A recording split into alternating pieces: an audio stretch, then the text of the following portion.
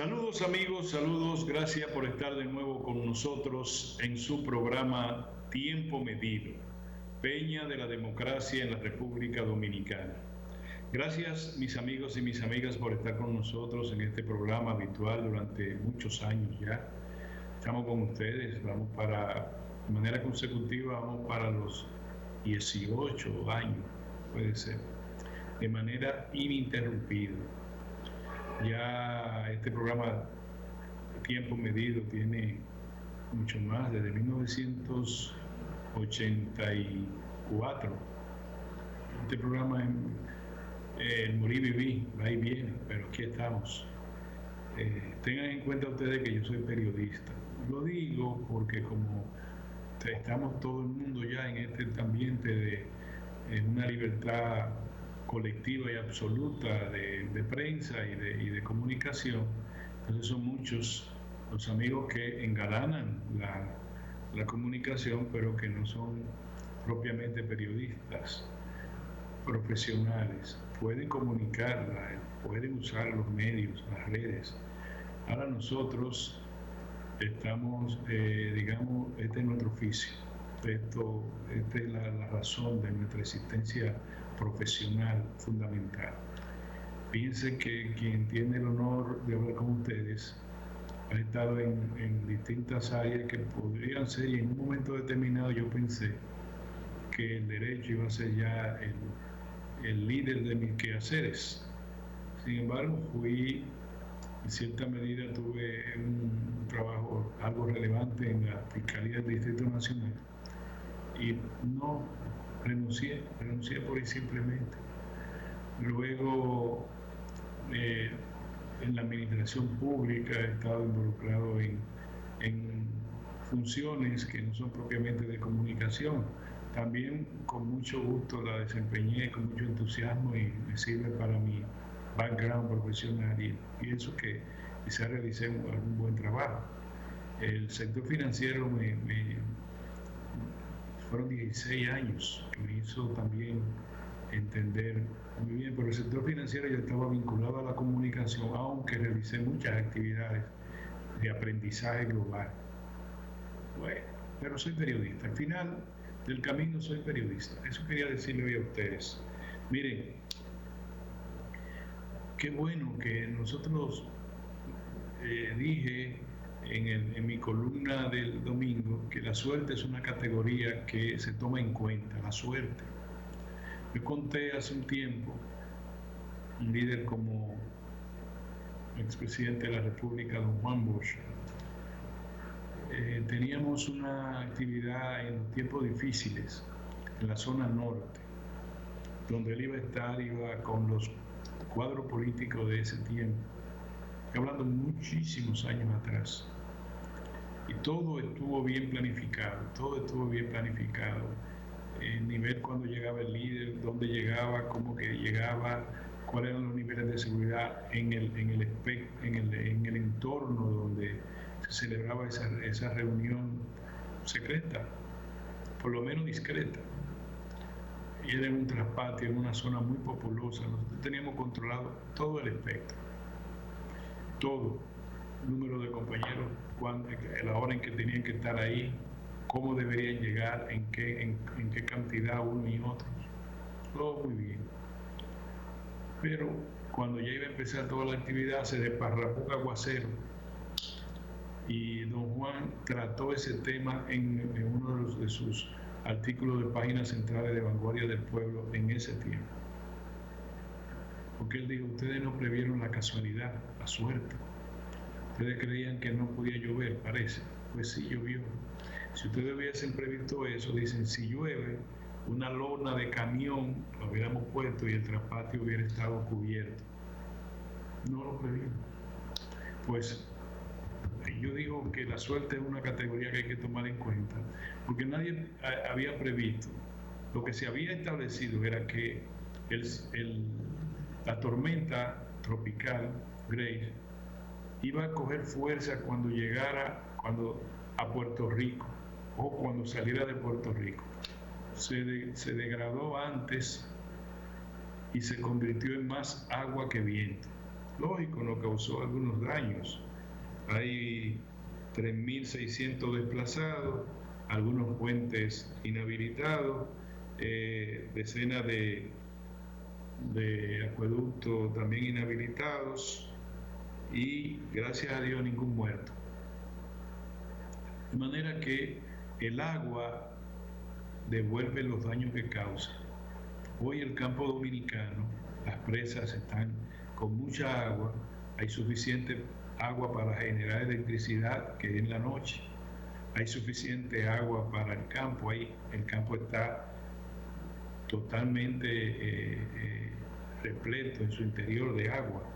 De manera que este es el tiempo de los cultivos y de trabajar el campo y que las autoridades distribuyan semillas, plántulas y todo para que el campo pueda aprovechar todas esas aguas y los labriegos, los productores agrícolas. Ahora, el agua no cayó bien en Haití, donde, como ustedes saben, el sábado pasado se produjo un terremoto de grandes dimensiones, 7.2 en la escala de Richter. Ya van más de 1.700 muertos. No es comparable con el terremoto del 2010 que devastó a Puerto Príncipe y que causó más de 200.000 muertos. No. Pero la tragedia es la misma, es igual para Haití. Hoy estamos llamando a la comunidad internacional para que tenga conmiseración con Haití. Haití ya no resiste más. El gobierno dominicano ha participado junto con la comunidad internacional enviando toneladas de alimentos, equipos, medicinas y también poniendo a disposición de las autoridades haitianas equipos militares de transporte y también colocando nuestro espacio aéreo para que puedan llegar a Haití, especialmente a esa zona devastada, la asistencia pertinente. Lo que se ha pedido, y parece que lo que es la promesa que ha hecho el primer ministro Ariel Henry, es que esta vez al menos no se va a robar tanto en Haití con la ayuda que se está enviando.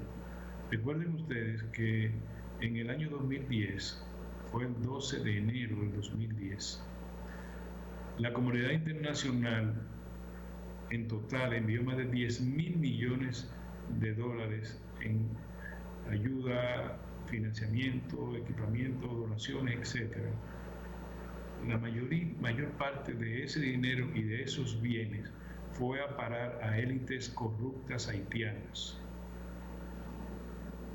Y el pueblo todavía hoy sufre los estragos en Puerto Príncipe, los estragos del terremoto de hace 10 años.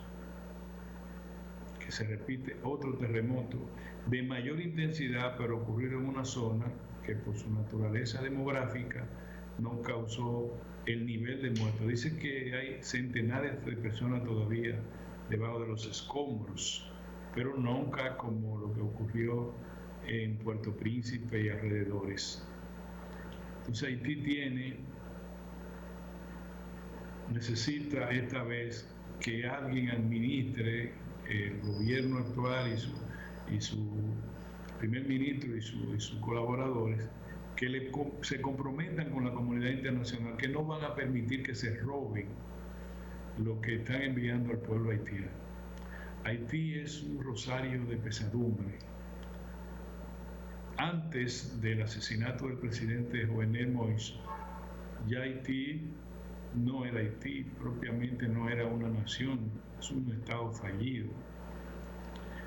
Y ahora tiene una muy grave crisis institucional, una grave crisis política, una crisis social, un estado de desorden total, de anarquía total, donde las decenas de bandas gobiernan por territorio, pero promovidos no por razones políticas, sino fundamentalmente por razones relacionadas con la delincuencia, especialmente el narcotráfico, los secuestros, los sicariatos. De hecho, nada menos que las Naciones Unidas, advierten que es posible que esas bandas no permitan o obstaculicen el ingreso de ayuda a la zona devastada. El pueblo dominicano es solidario hoy con Haití, con el pueblo haitiano. Nos duele mucho su desgracia. Nos duele más que no podamos ayudarlo tanto como nosotros quisiéramos. Pero al pueblo de Haití hoy tenemos que ser solidarios con ellos hasta que duela. Esa fue la expresión que he usado para pedir al presidente de la República. No solamente las posibilidades que podamos tener, sino tiene que dolernos. Tenemos que decir, mire, le estamos dando más de lo que podemos, porque así es de generoso y de solidario el pueblo dominicano. Más nada que decir sobre eso, sino que nuestras oraciones estén dirigidas a quienes padecen hoy la desgracia causada por ese terremoto y agravada por el paso de la depresión tropical Ray hacia el sur de Haití. Aquí nosotros bregando con una fiebre porcina africana, hay que estar desinfectando, bregando con un nivel del índice general de precios muy alto, especialmente en artículos importantes como el pollo. Ayer yo fui a una de las góndolas, a un supermercado, tarde ya, 7, 8 de la noche, a comprar pan. Y vi la góndola vacía, pero no es porque la habían vaciado, es porque no hay pollo.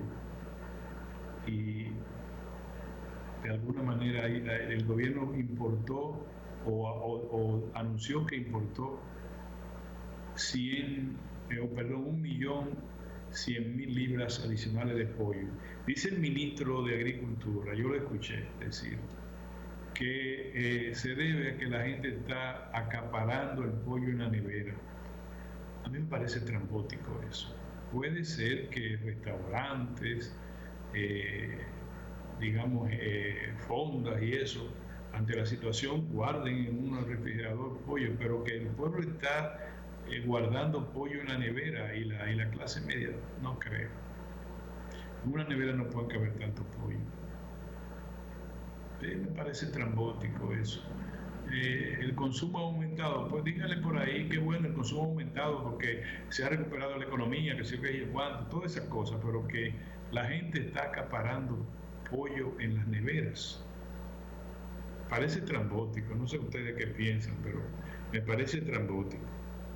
Mire, Afganistán, me piden a alguna gente que haga alguna explicación. Yo no soy experto en derecho, en materia internacional, así, pero la lectura de los acontecimientos ahora en mi condición de periodista me permiten decirle lo siguiente, si puede servirle de algo esta información. ¿Por qué el presidente de los Estados Unidos dispuso la retirada total de los militares, de los contingentes militares en Afganistán? Lo primero, bueno, eso se deriva de que el 29 de febrero de 2020, el presidente Donald Trump, a través de su secretario de Estado o canciller, el señor Mike Pompeo, Estados Unidos acordó por disposición del presidente con el Talibán, y de paso quiero decirle que el Talibán tuvo una formación hace ya muchos años. Talibán significa estudiante, en la lengua del patún, estudiante. De estudiantes y jóvenes que estaban en la frontera básicamente con la Unión Soviética. Y hay que explicar que Afganistán hace frontera con antiguas repúblicas socialistas soviéticas, y otra más. Y hace frontera con China y hace frontera con Irán. Y por consiguiente es un enclave estratégico, tan estratégico que por ahí circula gaseoducto, de gas natural, de petróleo y de muchísimas cosas de esas. Es decir, es un territorio que une cercano a Oriente con, digamos, a la parte del Islam, para decirlo en el lenguaje mío, con la parte de China, Oriente y todas esas cosas. Y el Occidente ha sufrido mucho por eso, por Afganistán y por Pakistán fundamentalmente, en esos territorios. Bueno, hace frontera con Pakistán también. Bien, ese acuerdo con el Talibán es un acuerdo que dicen, lo que saben de eso, que no fue un acuerdo, fue una rendición. Mediante ese acuerdo que se firmó en Doha, en Qatar, Estados Unidos acuerda una retirada total de sus fuerzas militares para el mes de mayo del 2021. ¿A cambio de qué? Bueno, de que el Talibán se comprometa que no va a usar los territorios bajo su control para producir daño a la seguridad interior de los Estados Unidos ni de sus aliados. Eso es una promesa. Y segundo, que se compromete a discutir con el gobierno de Afganistán una salida pacífica a la crisis político-militar. Ya. Bueno, ¿qué hizo el Talibán? Que con la única promesa que tenía era de no producir situaciones que dañen la seguridad interior de los Estados Unidos ni sus aliados, pues inició una ofensiva de naturaleza militar para ocupar la mayor porción de ciudades y territorios afganos antes de llegar al acuerdo antes de iniciar negociaciones con el gobierno afgano apoyado por Estados Unidos. Pero yo le digo, todo esto tenemos que derivarlo a los ataques contra las Torres Gemelas y el Pentágono del 11 de septiembre del 2001. Ustedes saben, causó miles de muertos, destruyó las Torres Gemelas de los Estados Unidos. Hubo uno de los aviones secuestrados por talibanes que se estrelló sobre el Pentágono. Miles de muertos y dañó el orgullo de los Estados Unidos, porque por primera vez recibió un ataque nada menos que la capital del mundo, Nueva York. El territorio de los Estados Unidos nunca había recibido un ataque externo a nivel de una declaratoria de guerra, sobre todo de carácter terrorista por un grupo que no era un Estado, el grupo Al-Qaeda. Entonces, eso fue el 11 de septiembre. Ya el 7 de octubre, la inteligencia de los Estados Unidos había determinado que el grupo Al-Qaeda se anidaba en Afganistán, fundamentalmente en Afganistán y en Pakistán también, pero que los talibanes le daban cabida a el grupo de Osama Bin Laden, que fue el autor de los atentados terroristas contra Estados Unidos ese 11 de septiembre. Ya el 7 de octubre, el presidente George Bush había dispuesto la invasión militar junto con aliados en Afganistán. Y ya en diciembre de ese año, los talibanes que tenían el poder habían sido desalojados del poder por la intervención militar de los Estados Unidos. Hay que decir que antes que eso, que los talibanes, cuando gobernaron por primera vez Afganistán, crearon condiciones de extrema situación de violaciones de derechos humanos, como por ejemplo, obligaron a las mujeres a tener el velo completo, cubrirse completo. Las niñas desde los 10 años no podían volver a las escuelas ni trabajar. Prohibieron la música, prohibieron el cine, prohibieron todo que no fuera el culto islámico más radical, que era el que ellos creen, la ley islámica. Mutilaban a los ladrones, fusilaban a los homicidas, y todo el que no temperara la ley drástica, la interpretación de la ley del Islam a través de esa ley drástica, era fusilado o encarcelado por largo tiempo. Miles y miles y miles, millones de afganos huyeron hacia Pakistán y hacia otra zona, Irán, hacia otra zona del entorno a eso. Ese era el cuadro que había con el Islam cuando fue desplazado. Ahora, lo que quiero también decirle que en la opinión pública de los Estados Unidos, que es muy determinante en la toma de decisiones políticas en materia exterior, la participación del ejército estadounidense no era del agrado de la opinión pública estadounidense. En Afganistán han muerto más de 2.400 soldados de los Estados Unidos. Estados Unidos ha gastado, no invertido, más de $1 billón en solo preparar al ejército afgano. 300.000 soldados afganos fueron entrenados por los Estados Unidos, equipados por los Estados Unidos, $1 billón. $1 billón son 1 millón de millones de dólares. Ese ejército, cuando se anunció que Estados Unidos a septiembre, al 11 de septiembre, iba a retirar el último de sus soldados, y con la ofensiva del Talibán, no ofreció resistencia en ninguna parte. Hoy se dice que una parte del ejército lo que negoció su rendición a cambio del dinero del Talibán. Y por último, hace unos días, el presidente de Afganistán, respaldado por los Estados Unidos, salió huyendo.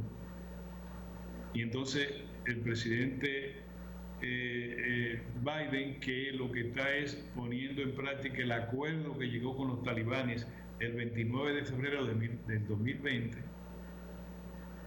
dice con mucha razón, entiendo yo, con mucha razón, nosotros no podemos luchar, librar una guerra que el ejército afgano, entrenado por nosotros, de 300.000 miembros, no quiere luchar. Y que ni una guerra política que el gobierno tampoco quiso luchar porque se fueron todos, salieron huyendo todos. Entonces digo, no, se acabó. De hecho, el problema es que el resultado de esa situación, sin importar quién, por ejemplo, el acuerdo que llegó el presidente Donald Trump con los talibanes fue una rendición propia, una rendición en la guerra en Afganistán. Es decir, nosotros nos vamos, ustedes se quedan. Lo único que nosotros queremos es que ustedes no hagan nada, ni permitan que nadie haga nada en Afganistán que ponga en peligro la seguridad interior de los Estados Unidos o nuestros aliados. Ya, eso fue todo. Y que ustedes van a negociar con el gobierno que nosotros vamos a dejar y con el ejército que nosotros vamos a dejar. El ejército, el gobierno, ¿qué van a hacer? Lo que pasa es que el resultado es que Estados Unidos reedita el drama de Vietnam. Han perdido una guerra 20 años después.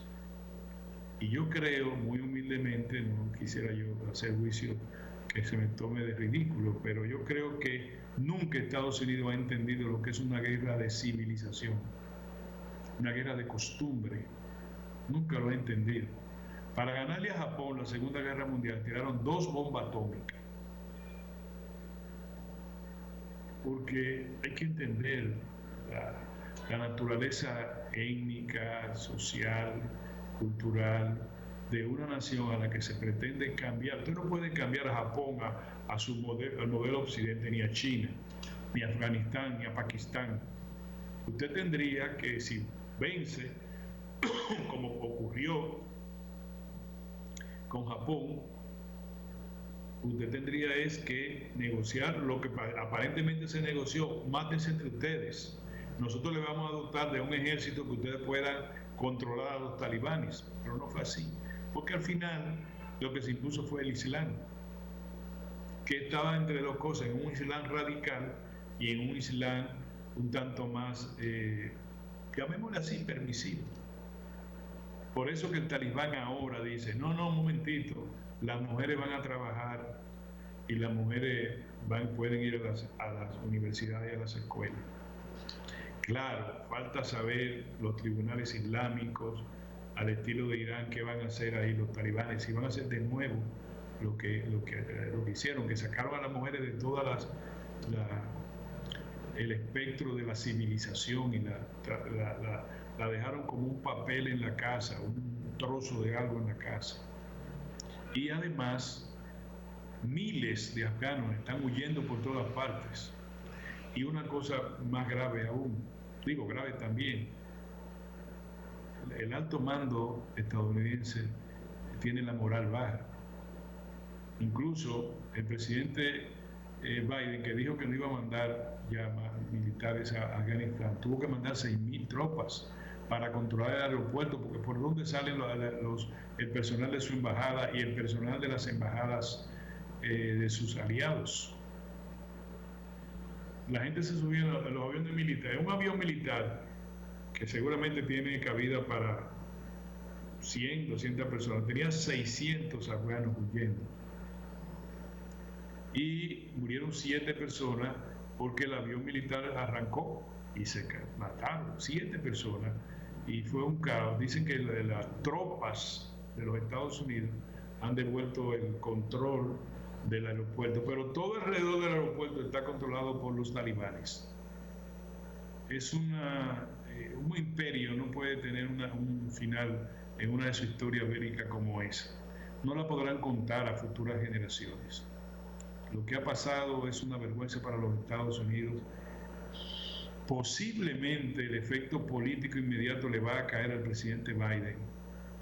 Pero la verdad es que esta historia comenzó hace 20 años con el ataque del 11 de septiembre de 2001.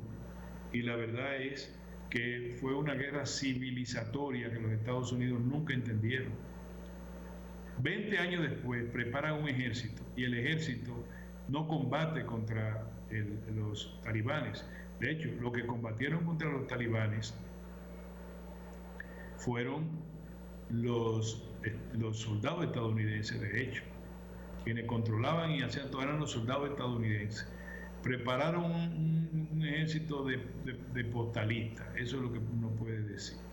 Si yo le puedo explicar, lo resumo diciendo, el talibán es una expresión política que tuvo mucha popularidad en Afganistán y en otros lugares de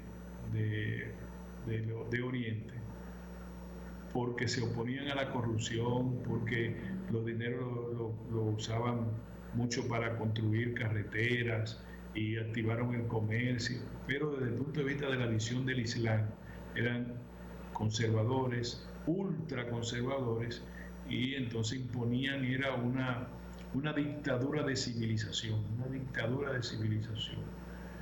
Y el talibán entonces fue en la década, vencieron, todo el mundo se va de ahí porque no encuentran qué hacer. Los soviéticos se fueron de Afganistán, derrotados también, cansados, no encontraban qué hacer ahí en esos desiertos de Afganistán.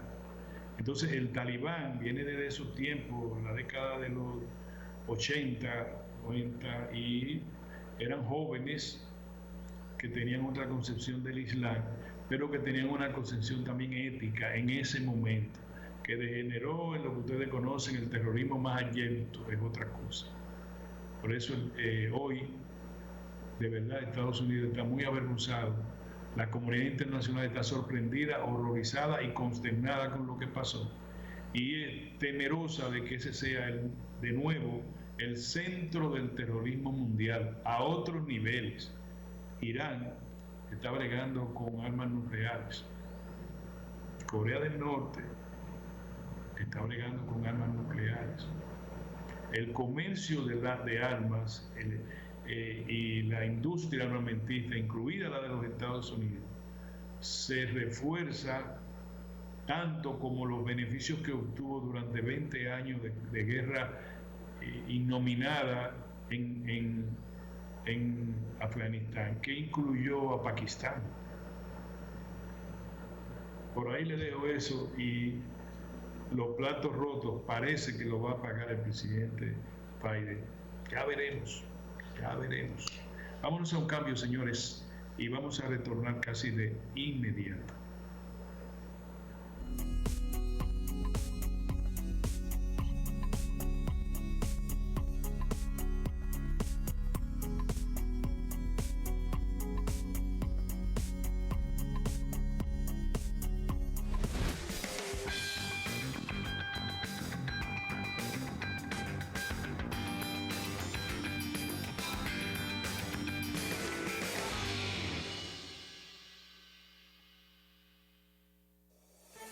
En Banreservas apoyamos la voluntad de quienes generan cambios para escribir nuevas historias. Por eso en 1979 nace el voluntariado Banreservas, que realiza acciones de sostenibilidad y solidaridad que mejoran la calidad de vida de miles de familias vulnerables, llevándoles dignidad y esperanza. Banreservas, 80 años siendo el banco de todos los dominicanos. El mundo está cambiando, siempre lo ha hecho, ahora más deprisa. Nuevos retos y oportunidades nos desafían. Por eso el Infotep está convocando a su primera consulta nacional sobre el futuro de la formación técnico-profesional en la República Dominicana. Queremos escuchar. En el Infotep valoramos tu opinión. Hola, hoy voy a explicarte algunos derechos que te corresponden como usuario financiero. Tienes derecho a recibir, tanto de los bancos como de la Superintendencia de Bancos, orientación acerca del funcionamiento, las características y el manejo de tus productos financieros. Tienes derecho a reclamar. Si sientes que tus derechos han sido vulnerados, puedes exigir que sean respetados presentando tus quejas, denuncias o reclamaciones de forma totalmente gratuita. Y recuerda, en ProUsuario estamos para escucharte, orientarte y respaldarte.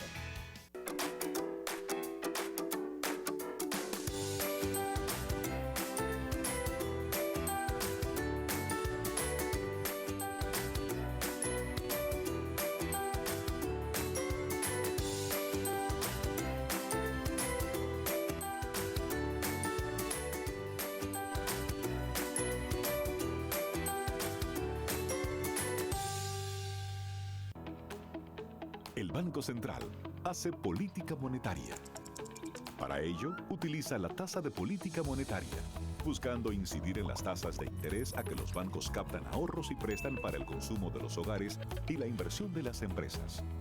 El objetivo de la política monetaria es mantener la inflación en torno a una meta definida por el Banco Central, logrando la estabilidad de precios y contribuyendo a crear las condiciones para un crecimiento económico sostenido. Banco Central de la República Dominicana, por la estabilidad y el crecimiento.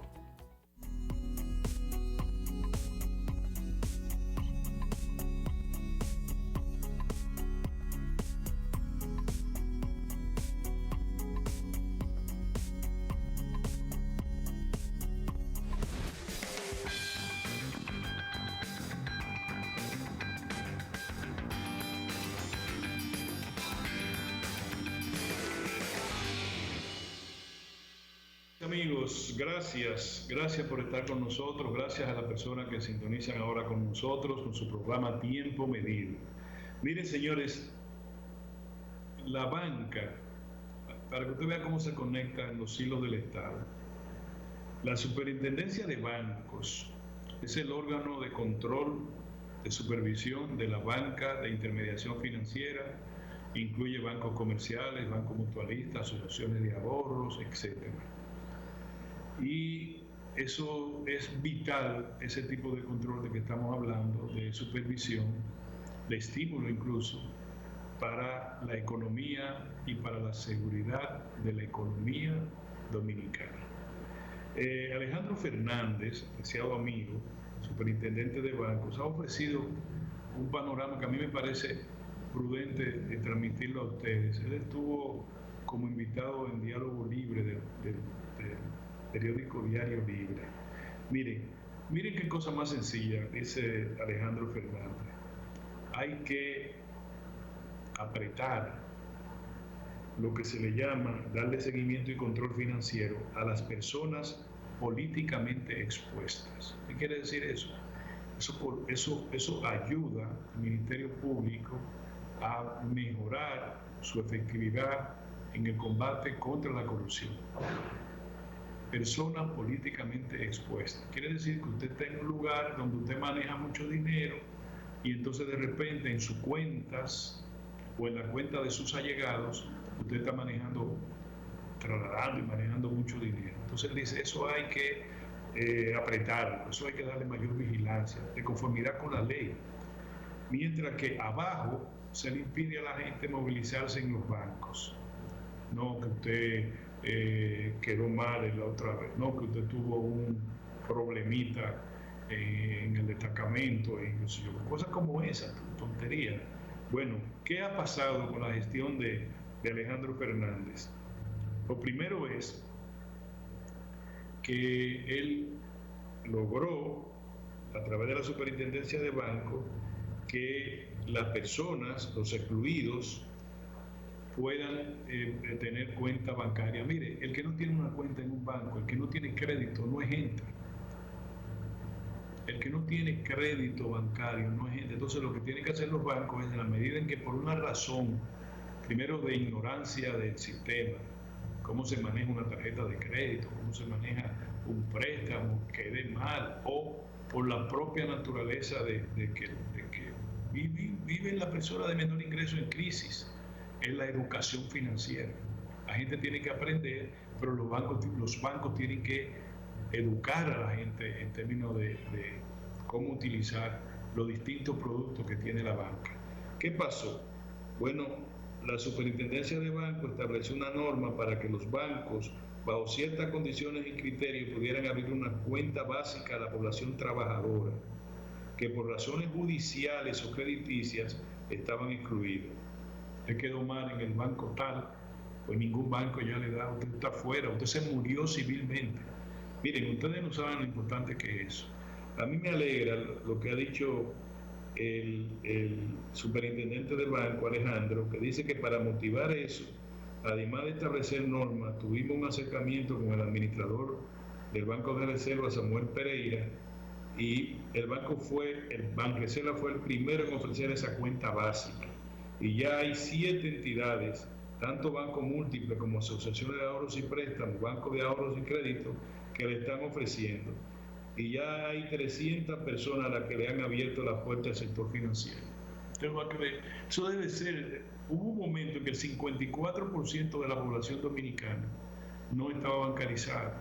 Un país no puede avanzar si sus ciudadanos no tienen acceso al crédito de la banca, que es todo el dinero que está en la banca. Todo el que tiene dinero grande lo llevan a los bancos y los bancos lo convierten en oferta crediticia o de inversión. Entonces, si yo no puedo, ya, estoy fuera. ¿Qué hago yo? Dime dónde los prestamistas, un 20%. ¿Cómo yo puedo tener un carro utilitario? ¿Cómo yo puedo tener el inicial para mi casa? ¿Cómo yo puedo tener para construir mi casa? ¿Cómo yo puedo tener un préstamo de consumo? Bueno, porque yo estoy fuera. Porque cuando yo estaba en mala, no me manejé bien con una tarjeta y ya. O yo tuve un problema, no tiene que ser de naturaleza criminal. Puede ser de naturaleza civil y yo no tengo acceso a la banca. Me dicen, no, usted no puede ser. Sin embargo, lo que están robando de verdad, mucho, eso sí, eso están a los bancos. Y sacan y entran. Bueno, él dice, no, apretemos arriba y flojemos abajo. Me parece magnífico y extraordinario. Y lo otro que yo quiero felicitar al superintendente, Alejandro Fernández, es en que a través de ProUsuario, la superintendencia logró que los bancos le devolvieran a los usuarios, a sus clientes, 130 millones de pesos en más de 3.300 reclamaciones que ha recibido y han sido falladas en favor de los clientes. Cuando usted le dice, no, tiene que buscar qué sé cuánto, y usted, ay, pero mire que me clonaron la tarjeta, no, vaya a la superintendencia de banco, a ProUsuario, que ella es la encargada, la directora de ese departamento, se llama Juliana Ramón, es muy efectiva y nos alegra mucho. 130 millones, no es paja de coco, se lo han devuelto a los usuarios. Y lo otro, acuerden esta expresión, las personas políticamente expuestas. Hay una ley de lavado de dinero, hay muchísimas leyes que restringen que una persona políticamente expuesta, es un nombre que hay para decir, si yo estuviera manejando una cantidad impresionante de dinero y yo fuera funcionario del gobierno, tengo problemas. Si yo tengo negocio con el gobierno, tiene que haber una forma de chequeo, porque están hablando de gente que a quien el Ministerio Público alega que han estafado al Estado por mucho dinero. Yo dije el Ministerio Público alega, porque yo no soy para confirmar nada. Pero eso es importante. Miren la expresión que utilizó Alejandro Fernández. La banca ha tenido un buen mal año, y es verdad. La banca ha sido líder en todos los aspectos relacionados con el retorno a la normalidad económica y la recuperación de la economía. Son dos cosas distintas.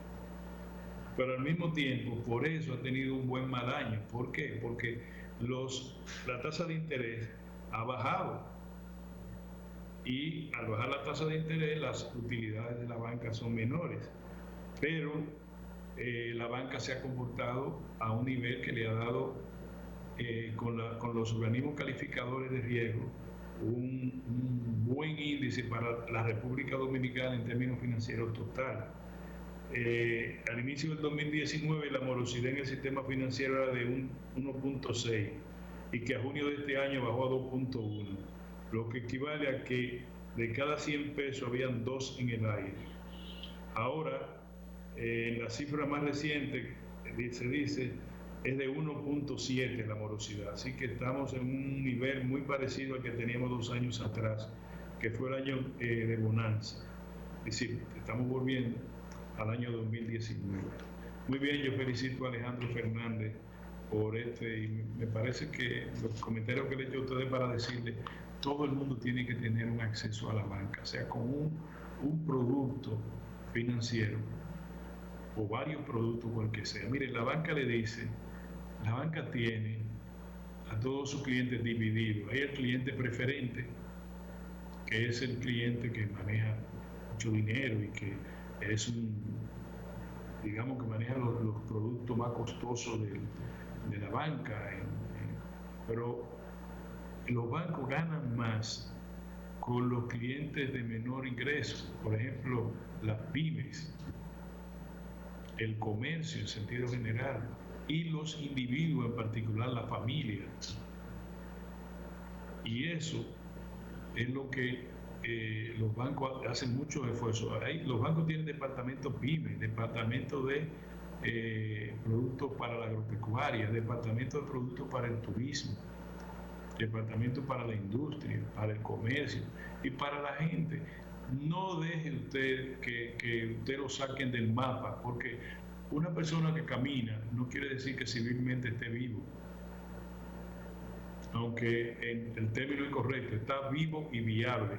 Pero si usted no tiene, si usted es un banco, usted no tiene crédito, bueno, usted está vivo, pero ¿para qué? Recibe un dinero, tiene que recibirlo a mano, quizás se le hagan una transferencia en una cuenta de nómina, pero cuando usted va al banco le dicen, pues miran mal. No, ahora hay 7 instituciones encabezadas por el Banco de Reserva que le dicen, sí, le vamos a dar un producto básico, le dan una cuenta de ahorro, le abren una cuenta de ahorro básica, quiere decir, usted tiene que ahorrar aquí tanto mensual, se llegan al acuerdo, y le dan una tarjeta de crédito o de débito básica. Entonces usted se va desarrollando, y en la medida que usted se va desarrollando, la banca le va dando más oportunidad. ¿Por qué la banca no da más oportunidad si usted no se la gana?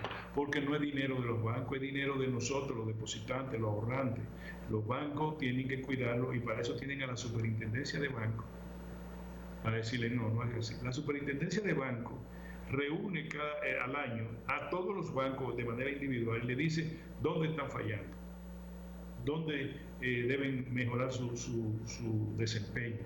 Tal sitio. Los técnicos, no vayan a creer que la superintendencia de banco es un tallercito de mecánica. La superintendencia de banco tiene equipos, dispositivos, reglamentos que los bancos tienen que cumplir a pie de letra.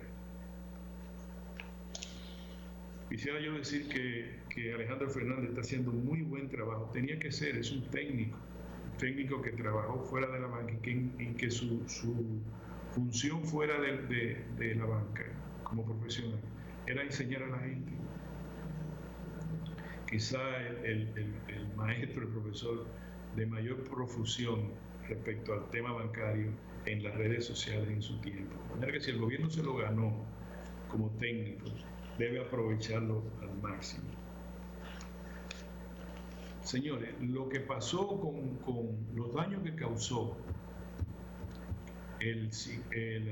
la depresión esta, se convirtió en una depresión tropical. Bien, todos estamos contentos, pero desnudó la pobreza.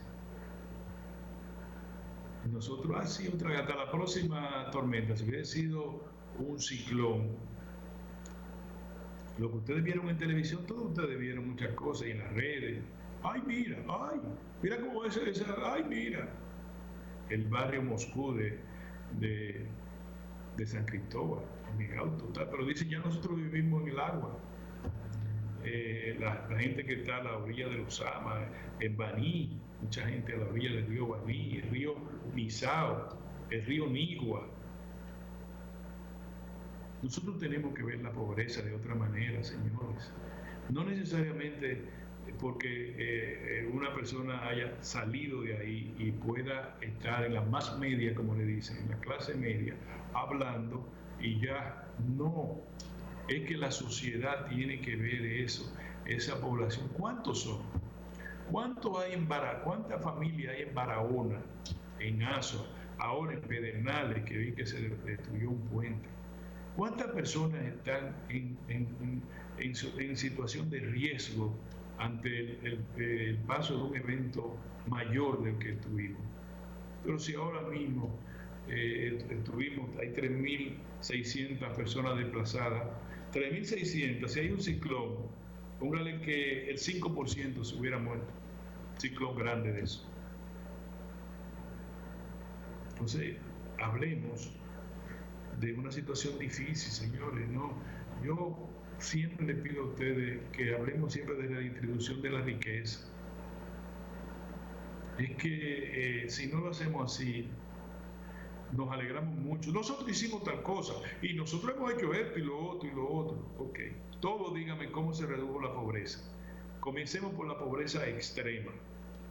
Un plan de vivienda. Nosotros estamos ahora mismo 55.000 que llegó en los 94 viviendas y no sé, está bien. ¿Cuántas personas ustedes me han sacado del ámbito de la vulnerabilidad extrema?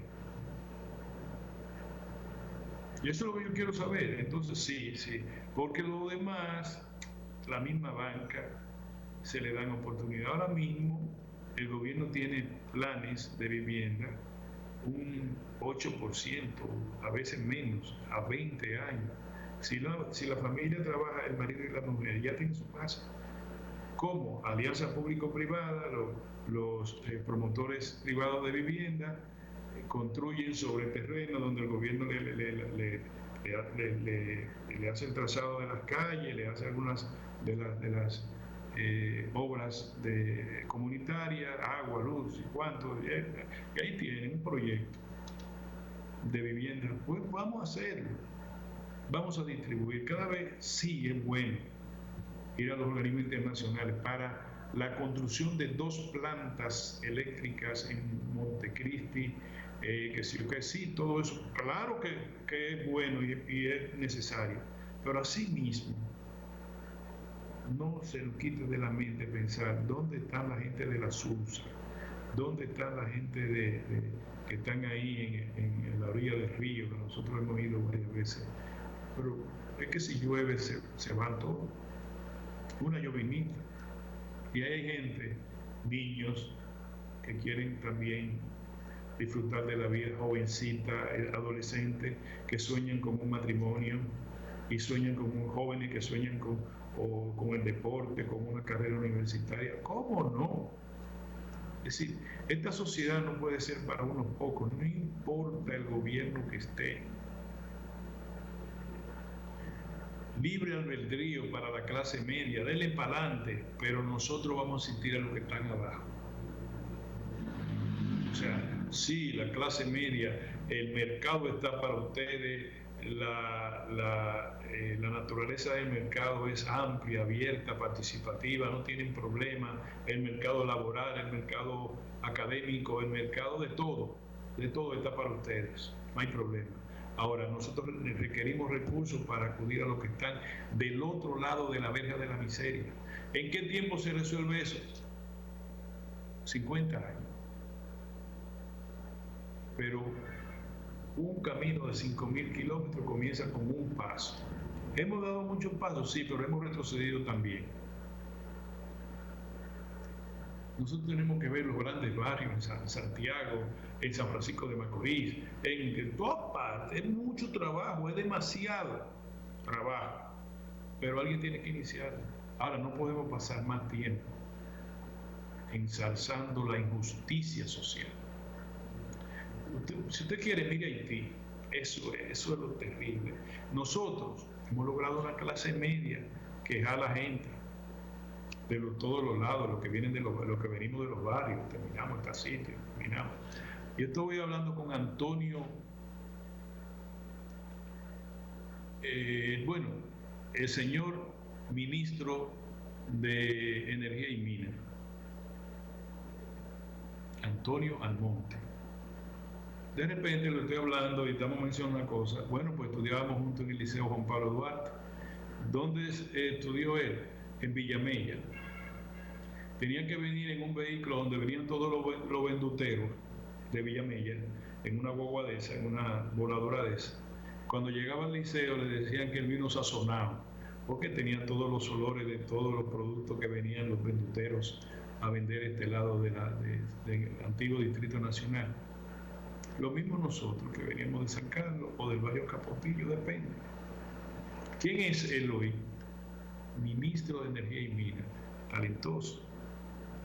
No estoy de acuerdo con lo que está haciendo, talentoso, un verdadero técnico, un profesional de gran arraigo. Salió de Villamella. ¿Cuántos salieron como él? ¿Cuántos hemos salido de San Carlos como yo, o como Manén, que fue uno de los matemáticos más importantes que tiene el país? O como otros, yo no voy a mencionar todos los nombres de tantos buenos profesionales. ¿Cuántos han salido del Capotillo como Pedro Jiménez? O como Emelanio, abogado uno, otro ingeniero. ¿Cuántos han salido? Los otros se han hundido. Entonces, no es eso. No. Es crear las condiciones en los barrios, en las comunidades rurales, es redistribuir el ingreso, dinero. Tenemos que pensar eso. Déjense de pendejada que cuando nosotros estamos bien, todo está bien. Yo he visto artículos de nuevas bocinas. ¡Uy, la madre! ¡Todo bien! Con tranquilidad. El presidente lo está haciendo bien, ya. El presidente lo está haciendo bien. Yo le digo, presidente, gire un poquito a la izquierda. Presidente, poquito nada más, no mucho, pero gire. Porque si se va a la derecha, se lo lleva, unas cuantas familias se lo lleva como en Chichigua, volando. Ahora, gire un poquito para la izquierda y me lo va a agradecer el presidente. Gracias, señores. Yo soy Orión Mejía. Con la gracia de Dios estaré con ustedes mañana en otro programa, Tiempo Medido. Hasta entonces, señores.